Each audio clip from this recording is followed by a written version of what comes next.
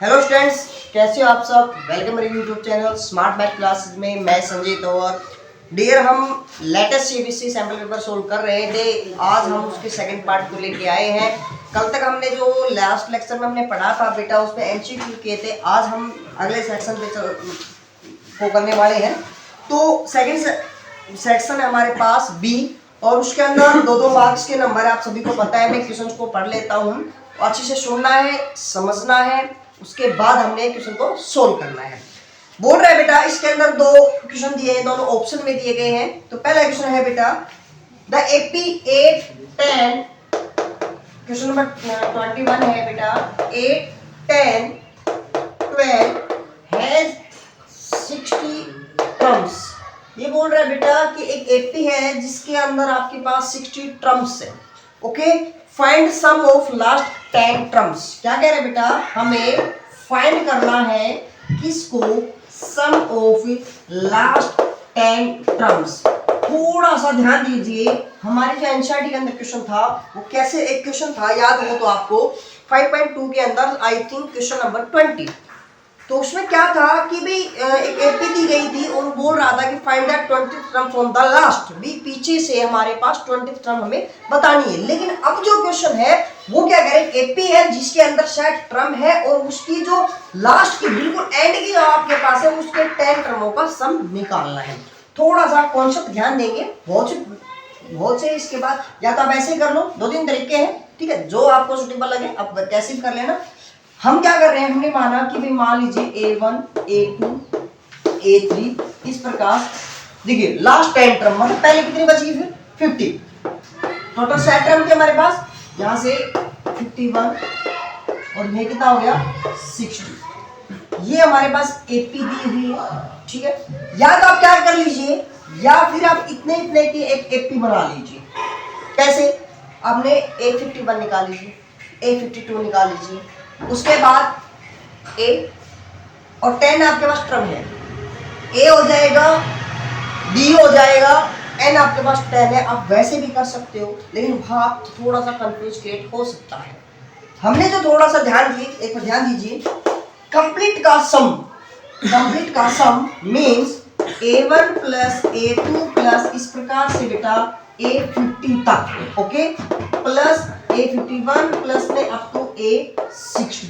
अगर मैं इन सभी का सम की बात करूं तो आप लोग क्या कह सकते हैं सर, ये तो आपकी क्या बन गई, हमारी S60 बन गई। मतलब सम ऑफ फर्स्ट 60 टर्म्स, पहले 60 टर्मों का सम बन गया S60। ओके, अब इतने का ध्यान दीजिए, इतने का।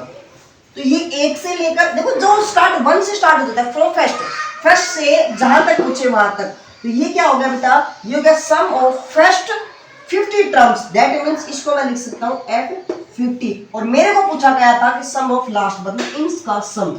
ये लीजिए, इसको मैं क्या अज्यूम कर लेता हूं, इसको मैं S अज्यूम कर लेता हूं। क्लियर है। तो मतलब मैं क्या कह सकता हूं, मैं ये कह सकता हूं X60 equal to S50 plus में S, और मेरे को S फाइंड आउट करना है। तो ये बेटा प्लस में इधर जाके किस में हो जाएगा, माइनस में। तो S किसके बराबर हो जाएगा, S60 माइनस S50। बोले जो हमारा कॉन्सेप्ट था वो समझ में आया।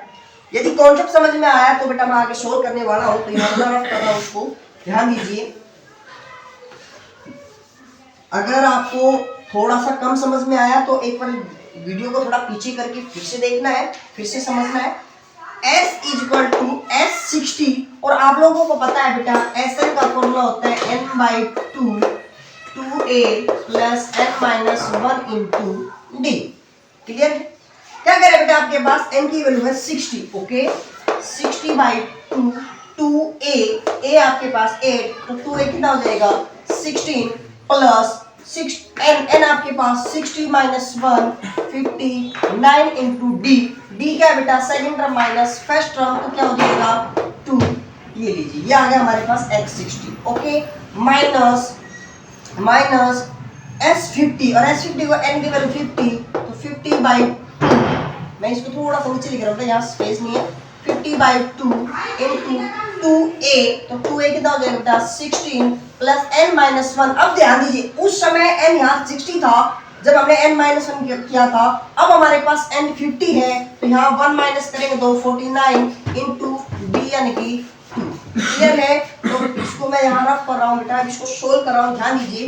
s इज इक्वल टू, इससे कैंसिल मेरे को मिलेगा 30, इससे कैंसिल बेटा 25, यहाँ मिला बेटा is equal to 30 into 16 plus में मल्टीप्लाई कर दो 118 माइनस ये हो गया बेटा 25 और ये हो गया बेटा 16 प्लस में 98।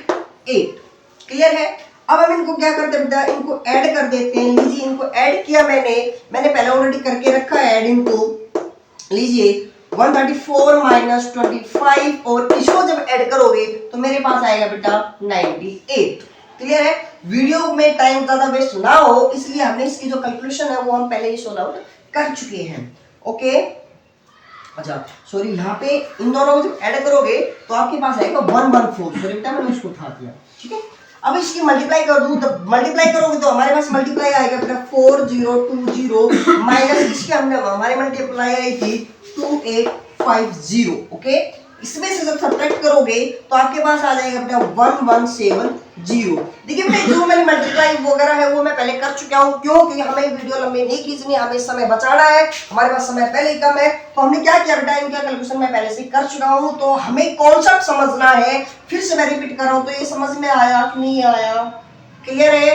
अगर समझ में आता है तो बेटा आप कॉमेंट करके बता दिया करो, नहीं आता तो भी कॉमेंट करके बताओगे हमें। तो बेटा ध्यान दीजिए, एक बार मैं रिपीट कर रहा हूँ इस क्वेश्चन को। बोल रहा है कि एक एपी है जिसके अंदर 60 टर्म्स है और फिर कह रहे हैं कि सम ऑफ लास्ट टर्म्स, मतलब एपी की बिल्कुल जो लास्ट टर्म है उनके 10 टर्म, उनका सम निकालना है अपने। ओके, हमने एसएन का फॉर्मूला निकाल दिया। जैसे हमने इससे पहले बताया था कि A1 से लेकर A60 तक को हम क्या बोलते हैं बेटा, S60 बोलते हो। ठीक है बेटा, S60, और हमने कहा पहली 50 टर्म तक उसको हमने S50 बता दिया, और 51वीं टर्म से लेकर 60 टर्म तक का जो सम है उसको मैंने S अज्यूम कर लिया। ये प्लस का था बेटा, इधर आके माइनस का हो गया, तो माइनस का हो गया तो हमारे पास S की वैल्यू आ जाती है S60 माइनस S50, और इन दोनों की वैल्यू हमने निकाल के यहाँ रख दी, सोल्व कर दिया, तो हमारे पास आंसर क्या आ जाता है 1170। क्लियर है बेटा? इसी का और पार्ट है, एक पार्ट और है जो इसके अंदर और के अंदर ही दिया हुआ है, तो ध्यान दीजिए उसका भी क्वेश्चन को कर रहे हैं।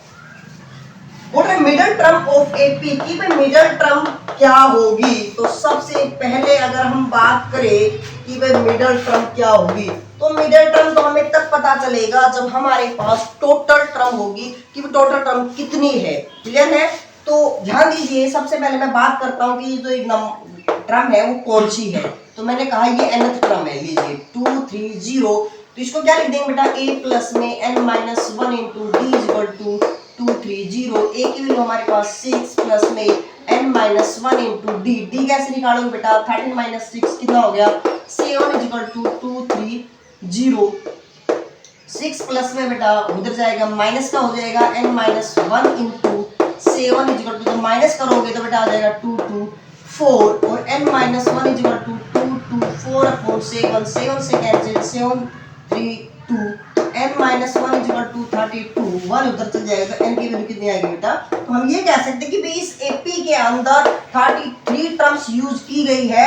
और अब पूछ रहा हमसे मिडिल टर्म्स, मिडिल टर्म का मतलब कि भाई स्टार्टिंग से लेकर लास्ट तक 33 टर्म है, तो बीच वाली टर्म कौन सी होगी। तो अगर आपको निकालना है सबसे बेस्ट तरीका क्या, अगर ओड नंबर हो, अगर ओड नंबर हो तो आप क्या कीजिए, उसमें एक जोड़ के 2 से डिवाइड कर दीजिए, कितना हो जाएगा 34 अपॉन 2, दैट मींस 70। या आप ये भी कह सकते हो कि पहले इधर हाफ इधर यानी कि 16 टर्म इधर हो जाएगी बेटा, 16 टर्म इधर, और बीच में आपके पास यानी 16 के बाद 17 टर्म, वो आपकी मर्जी है कैसे भी निकाल सकते हो। हम तो हमारी जो मिडिल टर्म है, मिडिल कौन सी कहे तो हमारे पास 70 टर्म है। अब ए 70 टर्म पूछ रहे हैं विच टर्म, वो 70 टर्म है कौन सी, तो हम क्या कहेंगे a प्लस में 16d, और a हमारे पास बेटा 6 प्लस में 16 इंटू डी हमारे पास था 7। ओके, 6 प्लस में मल्टीप्लाई कर देंगे तो बेटा कितना हो जाएगा, ये 7 6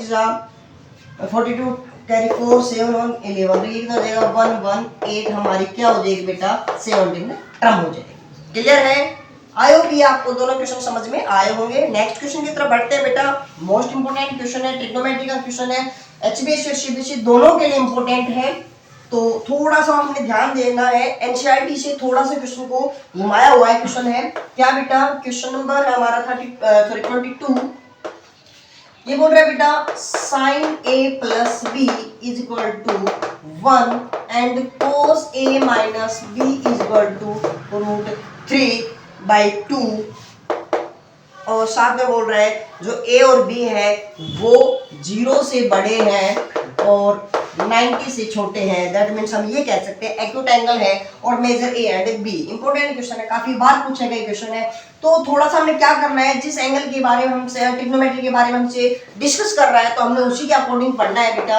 यहाँ दिया हुआ है साइन ए प्लस बी और आप इस 1 को क्या लिखोगे बेटा, तो आपने एंगल भी उस समय साइन है तो साइन के अंदर ही पढ़ना है। तो साइन किसकी वैल्यू होगी 1, तो साइन 90 की वैल्यू 1 होती है। साइन से साइन हम कैंसिल यहाँ डायरेक्ट कैंसिल करके दिखा सकते हैं, लेकिन कैंसिल आपने करना नहीं है, ऐसे शो नहीं करना अपने एग्जाम में। तो आप डायरेक्ट यहाँ क्या लिख सकते हो, where a plus b is equal to 90 degree. अब आपके माइंड में आ रहा है सर हम क्यों नहीं दिखा सकते, साइन साइन जब कट रहा है। ये जो कॉन्सेप्ट है वो आप प्लस 2 क्लास के जब इनवर्स ट्रिग्नोमेट्री के अंदर पढ़ोगे तब पता चलेगा ये कैंसिल होगा भी या नहीं होगा। क्यों, क्योंकि ये बेटा डोमेन के अंदर लाई करता है। ये सब जो डोमेन रेंज है वो हम प्लस 1 2 के अंदर पढ़ते हैं, तो ज्यादा अभी फोकस इस पे कम करना, ठीक है। तो इस क्वेश्चन पे नहीं, डोमेन रेंज के ऊपर बात कर रहा हूँ, अभी क्वेश्चन पे कम फोकस करो, क्वेश्चन पे पूरा फोकस रखना है। आप साइन से साइन माइंड में कैंसिल करके a प्लस बी को हमने 90 लिख दिया है। सेम ऐसे इसको क्या पढ़ेंगे बेटा, cos a minus b is equal to, अब कोस के आइडेंटिटी के अंदर ये वैल्यू किसकी होती है, थोड़ा सा माइंड को घुमाइए और सोचिए किसकी होती है। तो ये कोस की वैल्यू हमारे पास किसकी होती है बेटा, ये कोस की वैल्यू 30 के बराबर होती है। फिर से कोस कैंसिल हम शो नहीं करना है हमें, तो एंगल क्या हो जाएगा a minus b is equal to 30। और इन दोनों को हम क्या कर देंगे, सोल्व कर देंगे। क्लियर है। तो इन दोनों का जो सॉल्यूशन है वो मैं चाहता हूं कि आप प्रत्येक स्टूडेंट अपनी रफ नोटबुक में सोल्व करें, सोल्व करके हमें कमेंट में जरूर बताएं। क्लियर है। ये मैं आपको क्वेश्चन दे रहा हूं, a plus b is equal to 90 और a minus b is equal to 30, इन दोनों क्वेश्चंस को सोल्व करने के लिए। ओके, नेक्स्ट क्वेश्चन की तरफ बढ़ते हैं बेटा। नेक्स्ट क्वेश्चन है क्वेश्चन नंबर 23। ध्यान दीजिए, क्वेश्चन नंबर 23 कह रहा है कि AP and DQ are median of triangle ABC and DEF। आपके पास दो ट्रायंगल है, ओके, ABC DEF, ये दो ट्रायंगल है, इनके मीडियन दिया हुआ है AP और DQ। यहां से AP मीडियन बात कर रहा है तो इसका मतलब ये दोनों क्या कर रहा है बेटा, मिड पॉइंट में है। इसका मतलब दोनों को बराबर भागे में बराबर बांट रहा है। डी क्यू लीजिए, यहां से हमारे पास ये हमारा क्यू है, ये भी बेटा क्या है, बाइसेक्ट कर रहा है। क्लियर है। आगे हम बात करते हैं बेटा, साथ में हमें ये दिया गया है जो ट्रायंगल है ABC वो सिमिलर है ट्रायंगल DEF, कि भाई ये ट्रायंगल इस ट्रायंगल के क्या है बेटा, सिमिलर है। और हमें टीपी प्रूव करना है, टू प्रूव, कि हमें प्रूव करना है क्या बेटा, AB upon DE is equal to AP upon DQ। Okay, हमने इस चीज को प्रूव करना है। तो ध्यान दीजिए बेटा, एक बार हम क्या करते हैं, हमने अगर आपके पास ये चीज गिवन है तो मैं यहां से क्या लिख सकता हूं, तो मैं तो ये लिख सकता हूं कि इसके सारे कॉरस्पॉन्डिंग एंगल्स बराबर है। भाई एंगल A जो है एंगल D के बराबर है, एंगल B है एंगल E के बराबर है, एंगल C है वो एंगल F के बराबर है। साथ में हम ये कह सकते हैं जो इनकी जो साइड्स है AB है वो DE के प्रोपोर्शनल है, और BC है वो हमारी बेटा EF के प्रोपोर्शनल है। साथ में AC जो है वो हमारा DF के प्रोपोर्शनल है। क्लियर है। थोड़ा सा ध्यान दीजिए, मैंने इन दोनों को पकड़ा बेटा, ठीक है। मैंने क्या किया, मैंने इसको हाफ से मल्टीप्लाई ऊपर कर दिया, हाफ से नीचे कर दिया, कोई फर्क पड़ा, कैंसिल हो जाएगा हाफ से आप। तो क्या हो जाएगा यहाँ पे AB upon DE is equal to half of BC, मतलब इस पूरे BC का हाफ। तो मैं ये कह सकता हूँ कि भाई हाफ इधर है हाफ इधर बराबर है, तो मैं पूरे का हाफ क्या कह सकता हूँ, यानी कि BP अपॉन इस PF का क्या कह सकता हूँ बेटा, EQ। क्लियर है। साथ में इस इसको मैंने क्वेश्चन नंबर 1 मान लिया, साथ में ट्रायंगल सिमिलर थी, तो ये एंगल मैं इसके बराबर कह सकता हूं angle b equal to angle e. क्यों बेटा? क्योंकि इक्वल corresponding angles of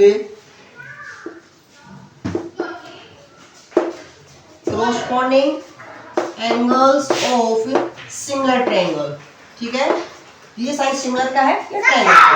ठीक है बेटा, तो ट्रायंगल सिमिलर होती है तो उनके corresponding एंगल सेम होते हैं, बराबर होते हैं। और हमने एक बात और पढ़ी थी, यदि AB का इसके साथ ओके, BP का इसके साथ, ये दो एंगल इधर इधर, ये दो साथ में इन दोनों के बीच का एंगल, अगर ये बीच का एंगल बराबर है और दोनों साइड बराबर है, तो हम क्या कह सकते हैं बेटा? जो ट्रायंगल ABP है वो similar ABP similar DEQ, triangle DEQ। Clear है? साथ ही हम क्या कह सकते हैं, अगर सिमिलर है तो आपकी जो साइड्स है वो कैसी मिलेगी?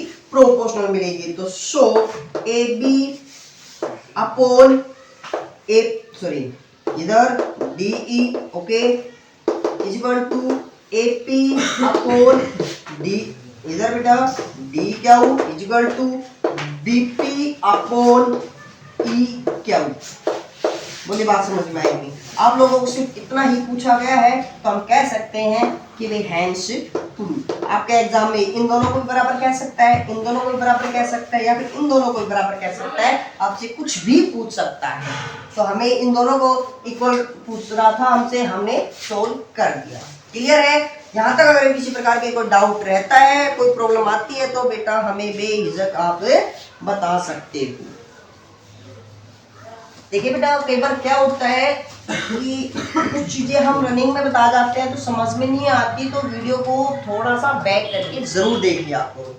ठीक है ना? उसको समझने की कोशिश करो, उसको फोकस करने की कोशिश करो। जब तक आप उस चीज पे फोकस नहीं करोगे तब तक आप उसका समाधान नहीं कर पाओगे।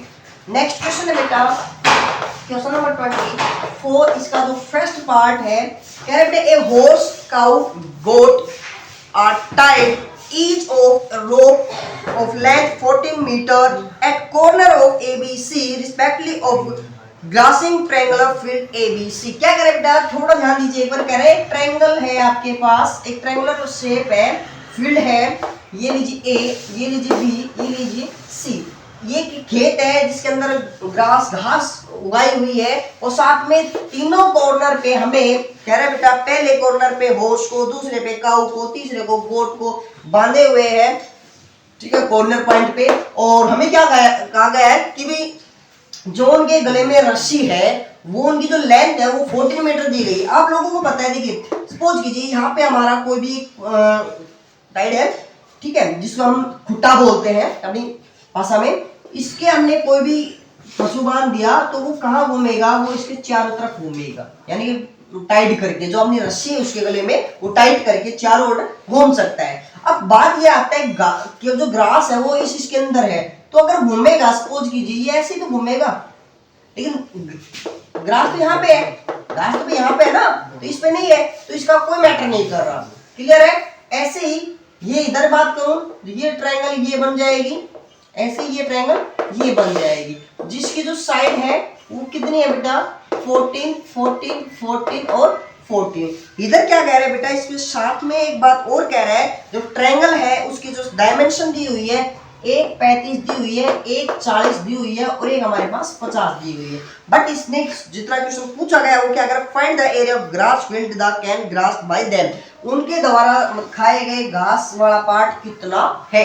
तो देखिए हमारे पास हम कैसे निकालेंगे, ध्यान दीजिए। अब मैं एंगल का नहीं पता, आप लोगों को सभी को पता है, ये जो टुकड़े बन रहे हैं ना वो हमारे सेक्टर के बन रहे हैं। ऐसे ऐसा टुकड़ा किसका होता है? ऐसा टुकड़ा सेक्टर का ही होता है। क्लियर है? अब रेडियस है ओके, लेकिन एंगल नहीं है। मैं अज्यूम कर लेता हूँ इसको A, इसको B, इसको C। ठीक है, देखिए बेटा, रिक्वायर्ड एरिया रेडियस कितनी है आपके पास? 14। अच्छा मैं एक बात और कह सकता हूँ, यहाँ पे 14 मीटर है, सेंटीमीटर है, मीटर है, ओके।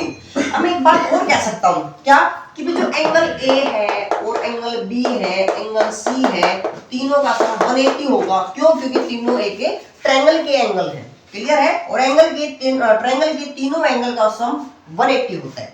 एक रिक्वायर्ड एरिया हम क्या कहेंगे बेटा, हम पहले की बात करते हैं तो बेटा थीटा, थीटा हमने ए अज्यूम किया है upon 360 pi are square, pi are square, r square कितना बेटा, अच्छा इसके अंदर पाई आर स्क्वायर प्लस, थोड़ा ध्यान देना एक बार, B upon 360 pi are square plus C upon 360 pi are square. मैंने तीनों को सेम क्यों लिया, क्योंकि तीनों केस में जो रस्सी की जो रोप की जो लेंथ थी वो सेम थी। हमने यहाँ से कॉमन ले लिया, तो कॉमन क्या आ गया ध्यान दीजिए, ऊपर से आ गया पाई आर स्क्वायर, नीचे से आ गया 360, यहाँ से केवल ए बचा, यहाँ से केवल बी बचा, यहाँ से केवल सी बचा। थोड़ा ध्यान देंगे, यहाँ आ गया बेटा 22 7, इसको लिख देंगे 14 इंटू 14 डिवाइड में 360 है। Okay, a plus B plus C, और ये a plus B plus C हमारे पास कितना है बेटा 180, 180 से कैंसिल कर दिया 2, 7 2 जा 14, इससे ये कैंसिल, इसके मल्टीप्लाई कर देंगे कितना हो जाएगा बेटा 28 2 28 2 30, 308 मीटर स्क्वायर। ये वो एरिया था जो हमारा जो गांव ने, हॉर्स ने और गोट ने घास चरी है, मतलब खाया है। अब बात ये क्वेश्चन थोड़ा सा और चेंज हो जाए कि बाकी रिमेनिंग पोर्शन क्या होगा। आप कहोगे सर रिमेनिंग पोर्शन तो आपके पास ये जो बच रहा है ना वो पोर्शन है, तो इसको कैसे निकालोगे, तो मैं ये कह दूं कि एरिया ऑफ ट्रायंगल है उसमें से इस पोर्शन का जो हमने अभी निकाला है उसको मैं माइनस कर दूं, जो एरिया बच गया वो कैसा बच गया आपका, मतलब जो अभी ग्रास नहीं हुई है, ठीक है, घास उसने नहीं खाया, नॉट ग्रास। तो आप क्या कह सकते हो, कैसे निकालोगे, तो ठीक है हमने ये तो निकाल दिया, अब टोटल कैसे निकालोगे, तो टोटल आपने 9th क्लास में चैप्टर पढ़ के आए थे हीरोन्स फॉर्मूला, जिसके अंदर तीनों साइड दे रखी हो आपकी, ठीक है ना, यहाँ से s निकालोगे, फिर s क्या होता है सेमी पेरीमीटर, तो क्या यूज करते हो बेटा s into s minus a into s minus b into s minus c, clear है। एरिया निकाल के और इसको माइनस कर देंगे, वो हमारा क्या आ जाएगा, जो हमारी मतलब नॉट ग्रास, जो अभी ग्रास नहीं की थी, क्लियर है। इसी का जो और क्वेश्चन समझ में आया बेटा, और पार्ट करते हैं इसका, एक और पार्ट है इसका, और ध्यान दीजिए एक बार, आसान है, कह रहे हैं area of major sector, major segment in term of pi, pi को पाई रखना है, पाई की वैल्यू नहीं रखनी, पाई का टर्म ही आंसर निकालना है। ऑफ रेडियस 5 सेंटीमीटर, जो रेडियस है वो 5 सेंटीमीटर है, और फॉर्म्ड बाय ए कोड सबटेंड एंगल एट 90 डिग्री। ये कह रहे हैं लीजिए कि भाई वो जो ये लीजिए ये 90 डिग्री है, रेडियस 5 है, तो कंप्लीट जो ये एरिया है ये वाला हमने सेगमेंट का एरिया निकालना है। तो या तो आप क्या कर रहे हैं माइनर को निकाल के कर लो, या हम डायरेक्ट निकाल सकते हैं क्या बेटा, एरिया ऑफ मेजर सेगमेंट। थोड़ा सा ध्यान देंगे, तो मैं एक सेकंड के लिए इसको इग्नोर कर रहा हूँ, ये क्या बन गया, इस पे थोड़ा फोकस कीजिए। तो देखिए हमने इतना सा पोर्शन हमने सेक्टर को दिया था, बाकी जो पोर्शन है हमारा मेजर सेक्टर था, ये माइनर सेक्टर था। तो सबसे पहले हम क्या कहेंगे, एरिया ऑफ मेजर सेक्टर, जिसमें ये प्लस हो रहा है बेटा, ये वाला क्या ट्रायंगल, ओके, ये एरिया ऑफ ए ट्रायंगल। तो ध्यान दीजिए इसको कैसे निकालते हैं बेटा, 360 minus theta upon 360 into pi are square plus 1/2 r square, और एंगल कैसे निकालते हैं बेटा साइन थीटा, क्लियर है। एरिया ऑफ ट्रायंगल का फॉर्मूला क्या होता है, half r square sine theta. तो यहाँ पे थीटा की वैल्यू हमारे पास 90 दी हुई है, यहाँ रख देंगे 360 माइनस थीटा मतलब 90, तो क्या आ जाएगा 270 अपॉन में 360, पाई को पाई रखना है इनटू आर, और आर हमें दी हुई है 5, तो कितना हो जाएगा r square 25 plus half r square मतलब 5 का स्क्वायर 25 साइन थीटा 90, साइन 90 की वैल्यू बेटा 1, इससे कैंसिल कर दिया बेटा 0 से 0, ये 3 पे ये 4 पे कैंसिल हो रहा है, नहीं हो रहा, सीधा लिख देंगे 75 अपॉन में 4 पाई प्लस में 25 अपॉन में 2, और ये क्या हो जाएगा बेटा मीटर सेंटीमीटर, जो भी है आपका हमें इसमें सेंटीमीटर दिया हुआ है तो सेंटीमीटर स्क्वायर, क्लियर है बेटा।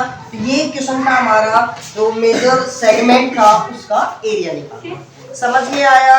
नेक्स्ट क्वेश्चन है बेटा, इस सेक्शन का लास्ट क्वेश्चन है, थोड़ा सा ध्यान देना है।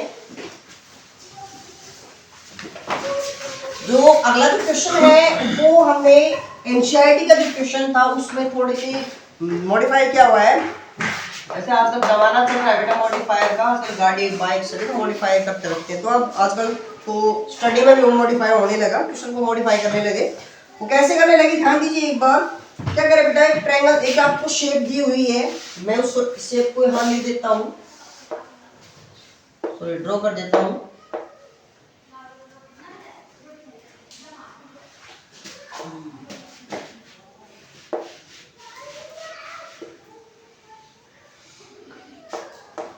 ए बी सी डी, ये पॉइंट ओ, ये पॉइंट ई, ये पॉइंट एफ। आपको डायग्राम देखते ही आपके माइंड में क्वेश्चन आ गया होगा कि ये तो भाई सर्कल चैप्टर का है और क्वेश्चन नंबर 10.2 का क्वेश्चन नंबर 12 है, ठीक है, क्योंकि हमने इसकी निकाली थी ऐसी कुछ, तो हो ऐसा थोड़ा सा मॉडिफिकेशन क्या क्या ये बोल रहे हैं हमें गिवन क्या है, area of triangle A B C equal to 90 centimetre square, मतलब इस पूरे ट्रायंगल का जो एरिया है वो 90 सेंटीमीटर स्क्वायर एरिया दे रखा है। साथ में जो इसकी रेडियस है सर्कल की वो 4 मीटर भी सेंटीमीटर दे रखी है। साथ में इसने क्या बेटा डीबी ये 10 दी हुई है और आप लोगों को साथ में डीसी आपको 8 सेंटीमीटर दी हुई है। ओके, तो एक बात मैं ये कह सकता हूँ, थोड़ा ध्यान दीजिए, हमने ना सर्कल में एक चीज और पढ़ी थी कि एक्सट्रीम पॉइंट से हमने जो टेंजेंट ड्रॉ किए वो दोनों टेंजेंट बराबर होती है, और बराबर के साथ साथ हमने ये भी पढ़ा था कि भी ये एक्सट्रीम पॉइंट से दोनों दो ही ड्रॉ कर सकते हैं, दोनों सेम होती है, बराबर होती है। तो ध्यान दीजिए कि ये सर्कल था, बी पॉइंट से हमने ये ड्रॉ की, ये ड्रॉ की, तो ये भी 10, इधर 8 है तो ये भी 8। इसको मैं x अज्यूम कर लेता हूं, तो ये होगी, ये भी x, टोटल ये होगी बेटा 10 प्लस x, और ये होगी बेटा 8 प्लस x, और ये होगी हमारे पास 8 प्लस 10, मतलब सीधा मैं लिख देता हूँ 18। थोड़ा सा ध्यान दीजिए, यहाँ भी हम हीरोस फॉर्मूला लगा सकते हैं, लेकिन नहीं लगाएंगे क्योंकि डायरेक्ट दूसरे तरीके से सोल्व हो रहा है आसान। तो हम क्या कर रहे हैं बेटा, मैंने ध्यान दीजिए, मैं इसको आपने थोड़ा सा ध्यान दे के देखना है कि भी मैंने जो लिखा हो किस तरीके से लिखा है। मैंने लिखा है area of triangle ABC, complete triangle का। ओके, मैंने इसका 3 पोर्शन क्या हुआ, ध्यान से देखोगे ना इस शेप में ऐसा दिखाई देगा आपको, देखिए ए बी सी ओ। मैंने ध्यान से देखिए दिस इन तीनों ट्रायंगल को बोल दीजिए, रेडियस को बोल दीजिए इसको, तो ये सेम ऐसा ही बना हमारे पास। तो मैं ये कह सकता हूँ तीनों ट्रायंगल का जो एरिया है वो तीनों को ऐड कर दूं, पूरा एबीसी के बराबर बन जाएगा। तो थोड़ा सा ध्यान देंगे, मैं यहाँ लिख रहा हूँ क्या हो जाएगा। मैंने कहा area of triangle AOB plus area of triangle BOC plus area of triangle AOC. Okay, थोड़ा सा ध्यान देंगे, इसका एरिया हमें ऑलरेडी दे रखा है तो हमें ज्यादा सोच विचार नहीं करना। एओबी तो हमें पता है ये रेडियस है, ये टेंजेंट है, रेडियस टेंजेंट पे परपेंडिकुलर होती है। Okay, 1/2 into base into height, तो बेस तो कितना है बेटा, बेस आ गया 10 plus x into height, height कितनी बेटा ये, और ये क्या थी रेडियस हमारे पास कितनी थी, हमारे पास radius 4 centimetre into 4 plus, okay 1/2 BOC 1/2 base कितना है आपका 18, हाइट कितनी है 4 प्लस 1/2 इंटू AOC बेस कितना है 8 प्लस x इंटू 4, तो बेटा 2 की टेबल पे ये 2 4 पे ये कैंसिल लीजिए 90 इज इक्वल टू, तो बेटा मैंने क्या किया मल्टीप्लाई कर दिया अंदर, यहाँ हो जाएगा 20 प्लस में 2x प्लस में 36 प्लस में 16 प्लस में 2x, इसको सोल्व कर दिया बेटा, तो ये तो कितने हो गए, पहले इसको ऐड कर देते हैं, ये तो हो गए 4x, ओके प्लस में ये कितने हो गए बेटा, इनको और जोड़ते हैं, ये तो हो गए 56 और 16 बेटा 72 भाई लीजिए, और अब देखिए इधर 90 है तो ये 72 इधर आएगा तो कितना हो जाएगा 90 माइनस 72 इक्वल टू 4x, इधर आ गया बेटा 80 equal to 4x x is equal to 18/4 cancel कर दिया बेटा 2 की टेबल से, तो 2/4 मतलब 4.5 x की वैल्यू आई बेटा 4.5। हमें जो पूछा गया था वो बोल रहा है फाइंड ए बी एंड ए सी, तो ए बी और ए सी बतानी थी हमने। ए बी मतलब हमने ये रख दे ए बी ये वाली, तो 10 प्लस में 4.5 कितना हो गया बेटा 14.5 सेंटीमीटर।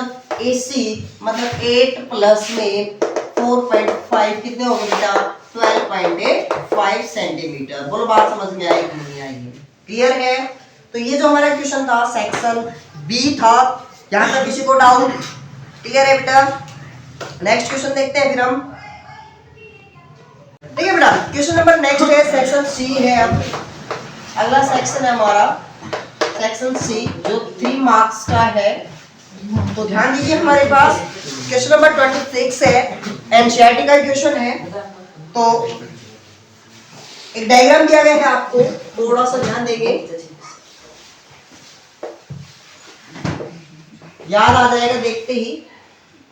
10th चैप्टर का है, इंपॉर्टेंट क्वेश्चन है।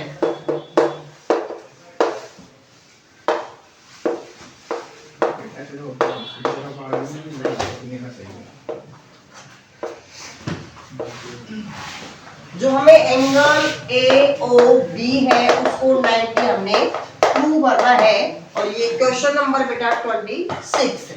ठीक है, ध्यान दीजिएगा। हमने क्या किया, हमने सबसे पहले ओसी को ड्रॉ कर दिया, लीजिए। ठीक है, फिर हमारे पास ये जो पी ओ क्यू है स्ट्रेट लाइन है, ये एंगल 1 अज्यूम कर लिया, इसको 2 अज्यूम कर लिया, इसको 3 और इसको 4। एक बात समझ में आई कि पी ओ क्यू है वो स्ट्रेट लाइन है बेटे, बातें नहीं, स्ट्रेट लाइन है। तो हम ये कह सकते हैं angle 1 plus angle 2 plus angle 3 plus angle 4, और एक स्ट्रेट लाइन पे एंगल 180 होते हैं। क्यों बेटा? क्योंकि बाइलिनियर पेयर एंगल। ओके, इस बात को हम लास्ट में देखते हैं, थोड़ा सा होल्ड रखते हैं। आगे आते हैं बेटा इन दो ट्रायंगल में, कौन कौन से, ध्यान दीजिए। इन ट्रायंगल APO, साथ ही इन ट्रायंगल ACO। ठीक है बेटा, ऐसा क्यों किया थोड़ा ध्यान देंगे। मैं कह सकता हूं AP इक्वल टू AC, क्यों? क्योंकि बेटा equal tangent from A external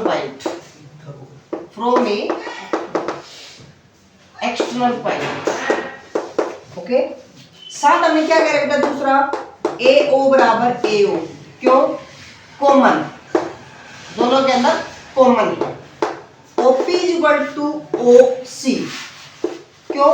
same radius of same circle, radius of same circle. भाई एक ही सर्कल की रेडियस है, और एक सर्कल की कितनी भी रेडियस हो सारी इक्वल होती है, तीनों साइड है बेटा। तो हम कह सकते हैं bye triple S criteria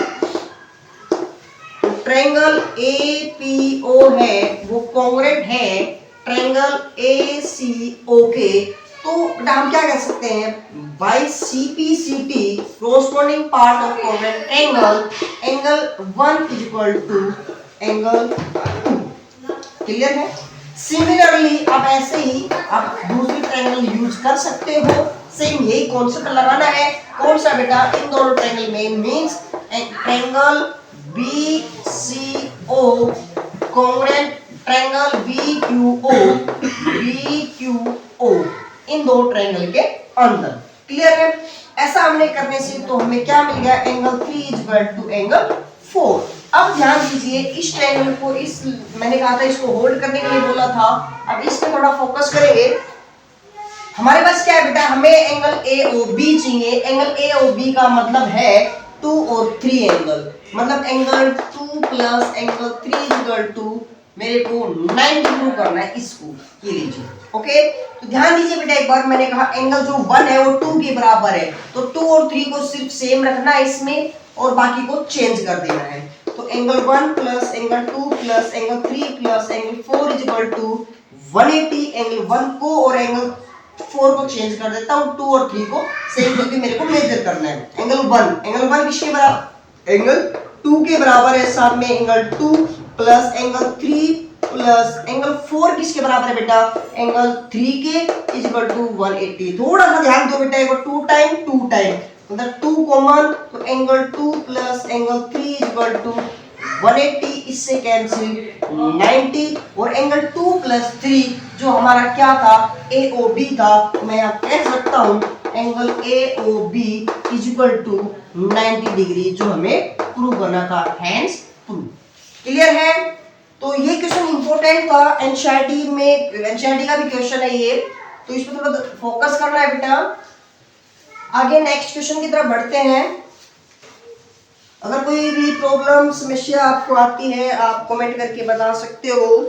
question number 27 है, इंपॉर्टेंट क्वेश्चन है, बहुत इंपॉर्टेंट क्वेश्चन है, आपको आसान क्वेश्चन है, आपको कंफ्यूज करने वाला क्वेश्चन है। कैसे बोल रहे बेटा, इन ए वर्कशॉप, एक किसी workshop, number of teacher English Hindi science, English के, हिंदी के, साइंस के 3 प्रकार के टीचर हैं, और बोल रहे बेटा आपके पास जो इंग्लिश के टीचर है, हिंदी के टीचर और साइंस के टीचर है, वो आपके पास 36, 60, 84 है, और मिनिमम नंबर ऑफ रूम्स उन्होंने, उनको कितने रूम चाहिए, मिनिमम वैसे कितने रूम चाहिए, जो क्या करे बेटा, इफ इन ईच रूम है same number of teacher are to be study, उन टीचर्स को बैठाने के लिए सेम बराबर, ठीक है, बैठाने के लिए all of them being the same subject. इसका मतलब है कि एक रूम में ऐसे मैं कितने टीचर बैठा सकूं कि जो मैं चाहे हिंदी के बैठाने शुरू कर दूं तब भी कंप्लीट सभी को बराबर बैठा सकूं, इंग्लिश के बैठाने शुरू कर दूं तब भी मैं बराबर बैठाना शुरू कर सकूं, और साइंस के जब बैठाना शुरू करूं तो साइंस के भी बेटा हम बराबर बैठाना शुरू कर दे। तो एक बात समझ में ये आ गई हमारे कि भी जो भी नंबर इनसे छोटी नंबर आएगी, तो मैंने क्या किया, मैंने यहाँ पे HCF निकाल दिया कि इन तीनों नंबर का HCF निकाल दीजिए। देखिए HCF क्यों निकाला, माइंड में आता है HCF क्यों निकाला, जब निकालने के बाद एक बार देखते हैं, फिर आपको ना कॉन्सेप्ट समझाता हूँ क्यों नहीं निकाला मैंने। तो HCF कैसे निकालते हैं, सबसे पहले हमने इसको, हमने ना फर्स्ट वीडियो में भी इसको बताया था कैसे करोगे बेटा। 36 को आप क्या लिखोगे, इसको फैक्टराइजेशन कर लीजिए, 2 इंटू करोगे तो क्या हो जाएगा, 2 की पावर 3, सॉरी 2 की पावर 2 इंटू 3 की पावर 2, 2 टू जा 4, 2 टू जा 4, 3 3 जा 9, 9 4 जा 36। 60 को क्या लिखोगे बेटा, 2 की पावर 2 इंटू 3 इंटू कितना हो जाएगा बेटा, और 5, ओके।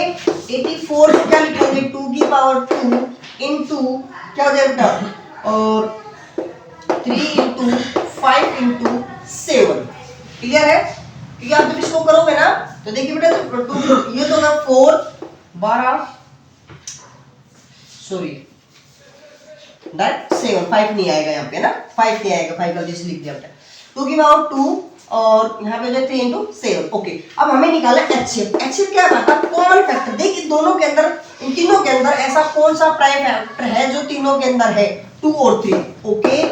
स्मॉलेस्ट पावर देखिए 2 2 2, तो 2 1 1 2, तो स्मॉलेस्ट 1, तो कितना हो गया, 2 2 जा 4 इंटू 3 कितना हो गया बेटा, 4 इंटू 3 मतलब 12। अब ध्यान दीजिए, मैंने कहा मैंने ऐसे एक कितने मिनिमम रूम अरेंज करूंगा जिसके अंदर बराबर टीचर मैं अरेंज कर सकूं। तो अगर मैं बात करूं कि भी 12 रूम में, अगर बात करूं 12 टीचर अगर मैं रूम वाइज बैठाना शुरू कर दूं एक टीचर में, तो इंग्लिश के पूरे कंप्लीट में 3 रूमों में बैठा सकता हूँ, 12 12 12। और मैं हिंदी वाले टीचर की बात करूं तो हिंदी 12 12 12 12 12 5 रूम के अंदर बैठा सकता हूं। और साइंस को बैठाना स्टार्ट किया तो कितना होगा बेटा, 12 12 12 12 12 12, यानी कि 7 रूम में उनको बैठाना शुरू कर दिया। तो अब मेरे पास क्वेश्चन ये आता है कि कितने रूम में मैंने हायर किए। तो मैंने कहा जब इंग्लिश के टीचर को बैठाना शुरू किया तो 12 बच्चे मतलब सॉरी टीचर्स को बैठाना शुरू किया, तो इंग्लिश वाले टीचर को कितना बैठा रूम अरेंज किए बेटा, उनके लिए मैंने 3 रूम का अरेंजमेंट किया कि भी 3 रूम में पूरे इंग्लिश वाले टीचर बैठ जाएंगे प्लस में। और हिंदी वाले से मैं से बेटा मैंने कहा हिंदी वाले 5 रूम की जरूरत पड़ेगी हिंदी वाले टीचर के लिए। और साथ में साइंस वाले टीचर की बात करता हूँ तो साइंस वाले पास 7 रूम की आवश्यकता पड़ती है, तो 7 5 3, तो टोटल 7 5 12 3 15, यानी कि मेरे पास कम से कम 15 रूम होने चाहिए, जिसको मैं प्रॉपरली सभी को बराबर बराबर बराबर सभी टीचर्स को बैठा सकूं। क्लियर है, समझ में आया। और लास्ट में एक बात सेम सब्जेक्ट की, तो सभी में अलग अलग सेम सब्जेक्ट के हैं, समझ में आया सभी के। नेक्स्ट क्वेश्चन की तरफ बढ़ते बेटा, इंपॉर्टेंट क्वेश्चन है, थोड़ा सा ध्यान दोगे, इसी के अंदर ही इसका कॉन्सेप्ट छुपा हुआ है, बस थोड़ी सी जोड़ घटा वहां करनी बेटा आपने। क्वेश्चन नंबर 28 की तरफ चलते हैं बेटा। लीजिए, border find the zeros and, ये इक्वेशंस दी हुई है, 2x² माइनस 1 प्लस में 2√2 इंटू एक्स प्लस में √2, verify the relations between zeros and coefficient, coefficient और जीरोज का वेरीफाई करने। ओके, तो सबसे पहले हम क्या करते हैं बेटा, जीरोज निकालते हैं। जीरोज निकालने के लिए हम क्या करते हैं, इक्वल टू 0।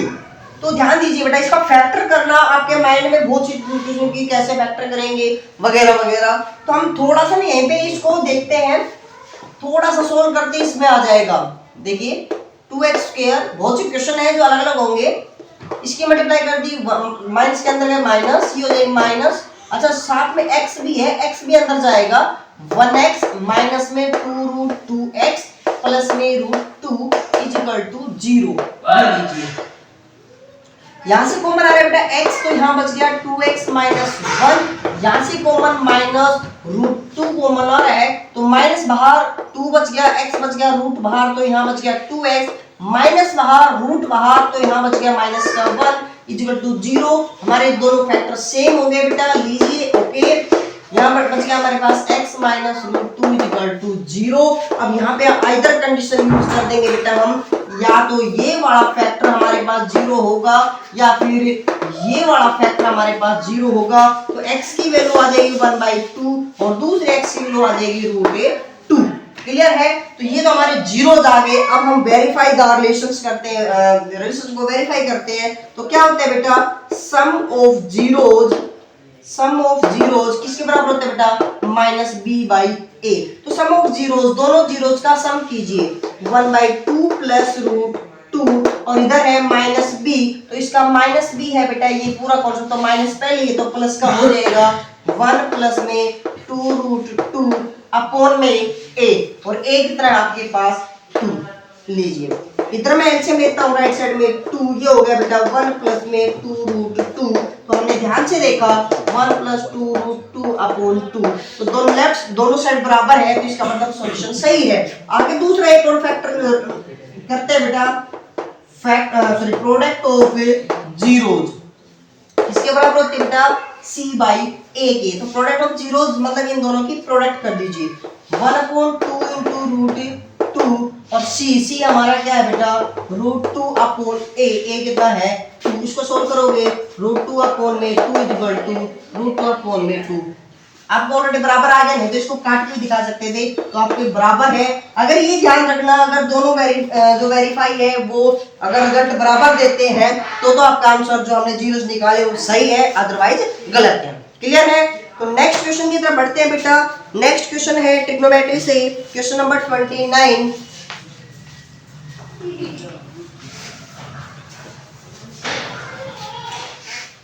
क्वेश्चन नंबर 29 है बेटा, लीजिए, sin थीटा प्लस cos थीटा इज इक्वल टू √3 दिया हुआ है, और हमें प्रूव करना है, टू प्रूव क्या बेटा, tan थीटा प्लस cot थीटा इज इक्वल टू 1। ठीक है, ध्यान दीजिए बेटा, उसको प्रूव करना हमें, थोड़ा सा जो प्रूव करना है उसको थोड़ा सा खोल लेता हूँ, लेफ्ट साइड सोल्व कर रहा हूँ बेटा इसकी, इसको लिख दिया मैंने क्या, sin थीटा अपॉन में cos थीटा प्लस इसको लिख दिया बेटा cos थीटा अपॉन में sin थीटा। ओके, एलसीएम आ गया बेटा, यहाँ पे sin थीटा cos थीटा, ये हो जाएगा बेटा sin square theta plus cos square theta, ऊपर क्या हो गया बेटा, ये हो जाएगा 1 अपॉन में sin थीटा cos थीटा, में इसकी वैल्यू निकालनी है। ठीक है, ध्यान दीजिए, अब इसको सॉल्यूशन करते हैं। क्या करते बेटा, यहाँ पे squaring on both side, squaring on both side, इसको करोगे, इसको करोगे तो क्या मिलेगा हमारे पास, a square plus b square is plus में 2ab is equal to root 3 का square 3 sine square plus cos square की वैल्यू क्या होती है बेटा 1 और ये 1 प्लस का है उधर जाएगा तो माइनस का क्या बचता है बेटा यहाँ पे 2 sin थीटा cos थीटा इज इक्वल टू ये प्लस 1 उधर जाएगा तो माइनस का हो जाएगा क्या बच गया बेटा 2 मेरे को यहाँ से सिर्फ इसकी वैल्यू निकालनी है sin थीटा cos थीटा यहाँ 2 बचा हुआ था ये 2 मल्टीप्लाई में उधर जाके डिवाइड हो जाएगा तो बेटा ध्यान दीजिए ये वैल्यू इसकी 1 यहाँ रख देता हूँ तो 1/1 रिजल्ट क्या आ गया 1 मतलब हम इसको कह सकते हैं कि इसकी वैल्यू क्या आ गई देखो लेफ्ट साइड लेके चला था और राइट साइड मेरे को मिल गई तो बेटा मैं कह सकता हूँ हैंस ट्रू क्लियर है। और इसी के और में एक क्वेश्चन और है जो हमारा एनसीईआरटी का बिल्कुल डिटो क्वेश्चन दिया हुआ है तो फोकस कर रहे हैं इंपॉर्टेंट क्वेश्चन है 8 जो लास्ट एक्सरसाइज है न्यू मैथ के अंदर 8.3 जो है और क्वेश्चन नंबर जो 4 है उसका जो क्वेश्चन नंबर 5th पार्ट है वो दिया है बेटा ध्यान दीजिए हमें क्या cos a minus sin a plus 1 upon cos a plus sin a minus 1 is equal to cosecant a plus cot a clear है। ध्यान दीजिए एक बार हमने क्या किया बेटा जब भी हमने ऐसा कोई क्वेश्चन आ जाता है तो हमने देखो यहाँ क्या बनना है थोड़ा सा राइट साइड में देख लिया आपको राइट साइड में देखने से हमें अंदाज आ जाता है फील आ जाता है कि भाई करना क्या है तो मेरे को पता है कोसिकेंट और कोट कोसिकेंट क्या होता है 1/sin कोट क्या होता है cos अपॉन साइन मतलब मेरे को कहीं ना कहीं इसको साइन से डिवाइड करना पड़ेगा तो मैंने क्या किया तो मैंने डिवाइड कर दिया बेटा divide nominator and denominator by sin a से मैंने क्या कर दिया इसको डिवाइड कर दिया ऐसा किया तो बेटा मेरे को जो cos है वो क्या हो जाएगा cos को sin से डिवाइड करोगे तो cot a माइनस sin को sin से करोगे तो 1/sin cosecant a upon cos by sin cot a plus 1 minus cosecant a clear है। थोड़ा सा फोकस करते बेटा डिनोमिनेटर को मैं सेम रख रहा हूं मैं इसको कोई चेंजमेंट नहीं कर रहा मैं जो चेंजमेंट करना चाह रहा हूं वो ध्यान दीजिए एक बार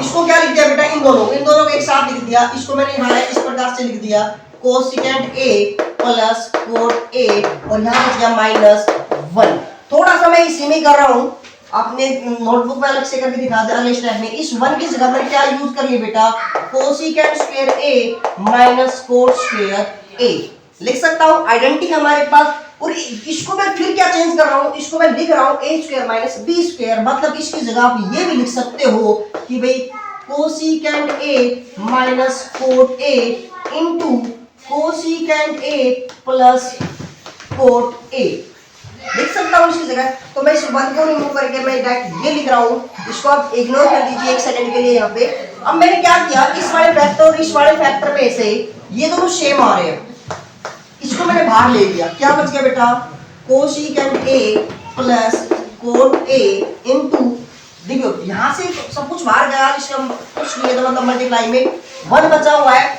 और ये माइनस बचा हुआ है ये बाहर गया बेटा और ये टर्म बची हुई है तो माइनस अंदर जाएगा तो क्या हो जाएगा प्लस का कोसिकेंट जो है वो माइनस का कोसिकेंट हो जाएगा माइनस का कोट है वो प्लस का कोट हो जाएगा क्लियर है अपॉन यहाँ क्या बच गया बेटा कोट a प्लस 1 माइनस में कोसिकेंट a थोड़ा सा ध्यान देंगे तो माइनस का कोसिकेंट प्लस 1 प्लस कोट इस वाले फैक्टर से ये वाला फैक्टर कैंसिल हो जाएगा क्या बच गया हमारे पास बेटा यहाँ पे कोसिकेंट a प्लस में कोट a तो यही हमें क्या करना था प्रूव करना था तो लेफ्ट हैंड साइड लेके चले थे राइट हैंड साइड मिल गई हमें तो क्या कह देंगे बेटा हैंस क्लियर है।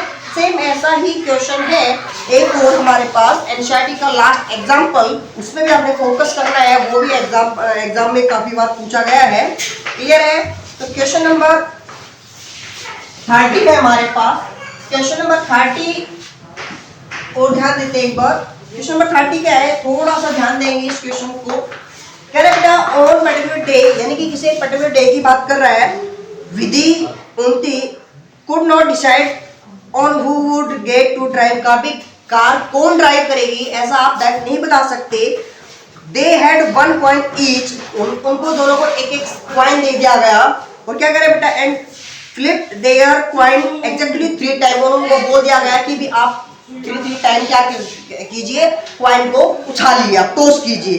The following was the agree upon, और जो उन्होंने उछाले तो हम क्या कह सकते हैं, तो उन्होंने जब भी उछालेंगे 3 टाइम अगर कॉइन को आप टॉस करोगे तो आपके पास केस क्या क्या बनने हैं बेटा, triple H, triple T, H H T, T T H, H T H, T H T, 1 2 3 4 5 6, और एक और रहेगा हमारे पास यहाँ पे T H H, H T T. ठीक है, ये 8 केस हैं जो आपके पास बनने वाले हैं। और पहला जो क्वेश्चन है वो क्या कह रहे हैं, ध्यान दीजिए एक बार, वो कह रहे हैं Vidhi gets 2 head in a throw, she would drive the car, यदि उसको 2 हेड आ जाए एक थ्रो में, इन ए रो के अंदर, तो वो कार ड्राइव करेगी।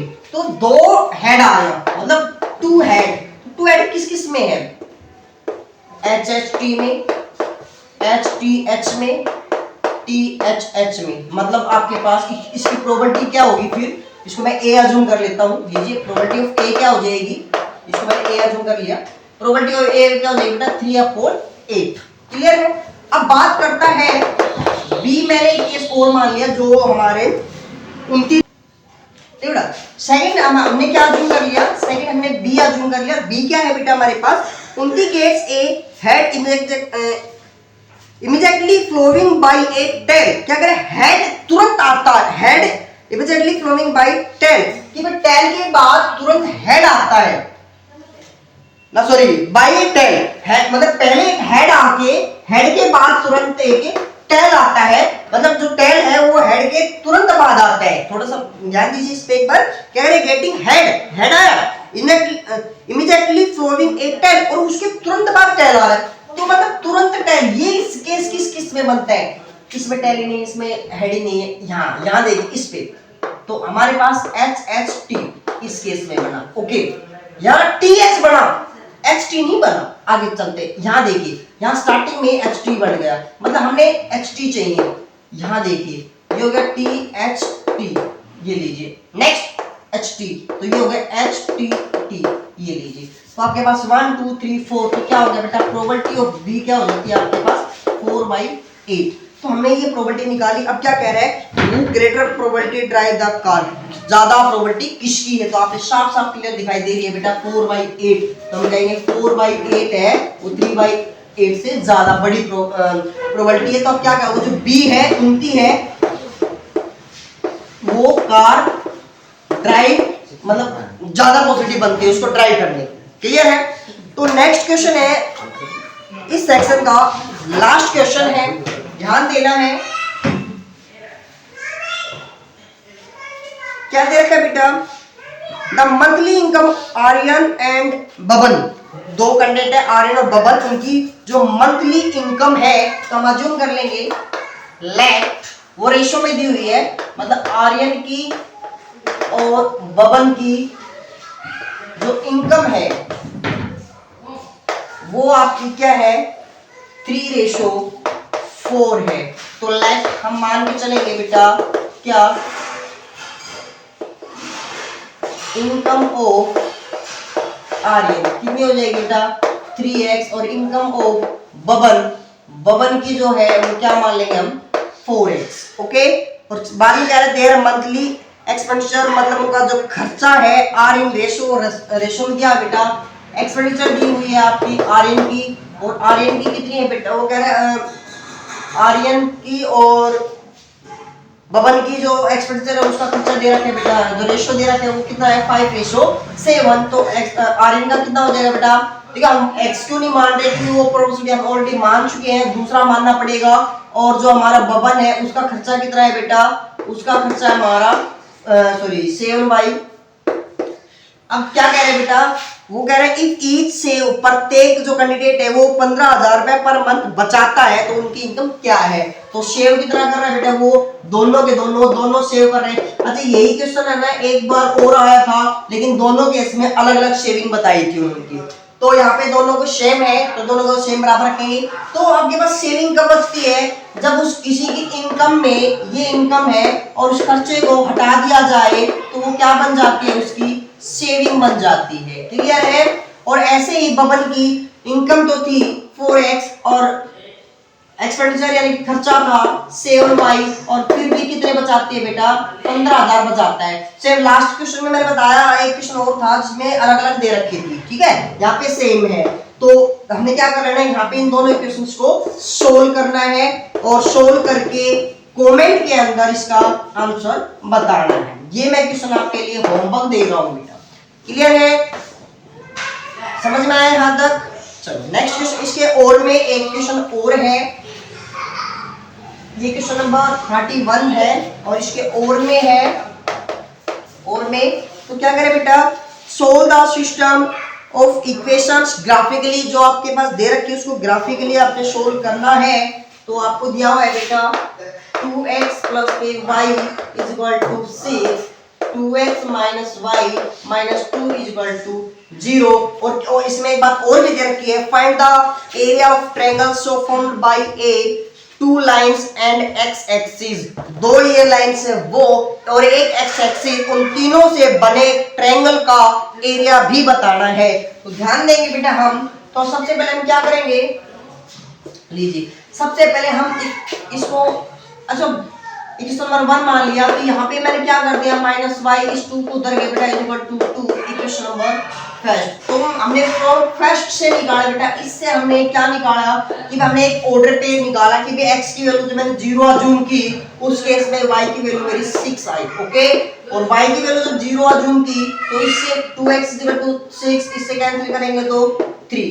तो फ्रॉम सेकंड से हमारे पास क्या है बेटा, x की वैल्यू 0 आई तो y 0 अज्यूम किया तो y की वैल्यू कितनी आ जाएगी बेटा, -2, और y की वैल्यू 0 जब पुट की तो x की वैल्यू क्या आ गई बेटा 1।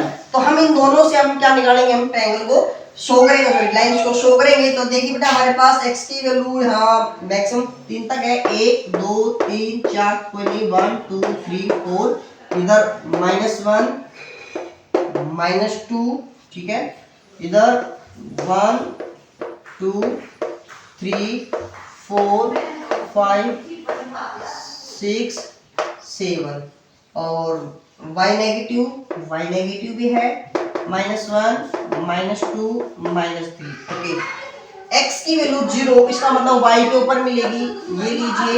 ओके 6 पे, और ये पॉइंट आ गया था 0,6, x की वैल्यू 3, y की वैल्यू 0, मतलब x एक्सिस पे 3,0।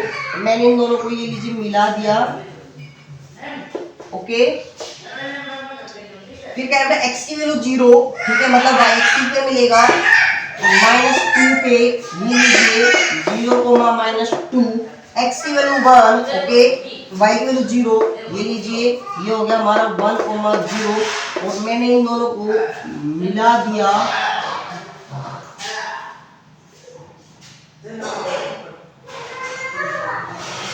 ओके, तो हमने देखा कि भी इसको इसके सॉल्यूशन कैसे निकालेंगे, कि इसके बिल्कुल जस्ट x एक्सिस पे परपेंडिकुलर ड्रॉ कर देंगे, इधर y एक्सिस पे कर देंगे। तो हमने देखा x के ऊपर वैल्यू आई 2 और y के वैल्यू ऊपर भी क्या आई 2, तो मैं कह सकता हूँ x की वैल्यू 2 और y की वैल्यू 2। ये तो था हमारे पास क्या बेटा, ये तो था हमारे पास x सॉल्यूशन। पहले इसके अंदर दो क्वेश्चन दिए गए थे, पहला क्वेश्चन का हमने आंसर निकाल लिया x और y की वैल्यू। तो दूसरा आगे बोल रहा है find the area of triangle, कि उस ट्रायंगल का दोनों x के साथ और साथ में x एक्सिस, ये वाला ट्रायंगल देखिए आपको दिखाई दे रहा होगा, मैं नाम देता हूँ a, ये b, ये c, ट्रायंगल ABC। तो इसका एरिया कैसे निकालेंगे, ध्यान से देखिए, एरिया ऑफ ट्रायंगल ABC। तो ध्यान दीजिए, यहाँ ट्रायंगल का एरिया आप कोऑर्डिनेट ज्योमेट्री से भी निकाल सकते हो, एट परसेंट आपके सिलेबस से डिलीट है, लेकिन हम इसका दूसरा तरीका भी हमारे पास क्या बेटा, 1/2 इंटू बेस इंटू हाइट। तो 1/2 इंटू बेस, बेस का मतलब होता है यहाँ से लेकर यहाँ तक की डिस्टेंस। तो कितनी डिस्टेंस है बेटा, देखिए 1 और 1 2 टाइम, यानी 2 इंटू हाइट, हाइट कितनी बेटा, यहाँ से यहाँ तक ये परपेंडिकुलर डिस्टेंस। कल हमने एमसीक्यू पढ़ाया था, उसमें भी बताया था परपेंडिकुलर डिस्टेंस, ये मतलब ये डिस्टेंस किसकी होती है बेटा, ये डिस्टेंस y की होती है। y का मतलब यहाँ से कितने डिस्टेंस पे है 2, तो हाइट भी कितना आ गया टू से टू कैंसिल, क्या आगे बेटा 2 स्क्वायर यूनिट। बोलो बात समझ में आई कि नहीं आई? तो ये था हमारा क्या बेटा सेक्शन सी। आज हमने जो सेक्शन पढ़े हैं वो बी और सी पढ़ा है। और बेटा आई होप आपने यहाँ तक क्वेश्चन समझ में आए होंगे। आज की वैसे जो लेक्चर था वो मोस्ट इंपोर्टेंट क्वेश्चन से रिलेटेड था। जितने भी इंपोर्टेंट क्वेश्चन है सभी को कांटेक्ट मतलब एक दूसरे से कांटेक्ट था। और इससे करने से आपको ये है बहुत ज्यादा 100% की गारंटी ले रहा हूँ बेटा आज मैं कि आपके जो फाइनल एग्जाम है उसमें बेनिफिट मिलेगा। और जो कल हम क्वेश्चन करने वाले सेक्शन डी और ई वो भी हम नेक्स्ट वीडियो में लेके आएंगे। तो एक बात और ध्यान देना बेटा, जब भी आप क्वेश्चंस करो उसका क्वेश्चन से पहले आप उस क्वेश्चन को समझे, उसकी स्टेटमेंट को पढ़े, उसके बारे में जाने वो क्या चीज है और उसके बाद आप सॉल्यूशन कीजिए। और बेटा ये जो जितने भी क्वेश्चन हमने सोल्व किए हैं उन सभी का जो आंसर है हमने एक शीट पे हमने सोल्व किए हुए भी हमने यहाँ पे इस पे, और ये जो आंसर है वो आपको इस वीडियो की डिस्क्रिप्शन में मिल जाएगा। ठीक है, क्वेश्चन भी और आंसर भी। Thank you.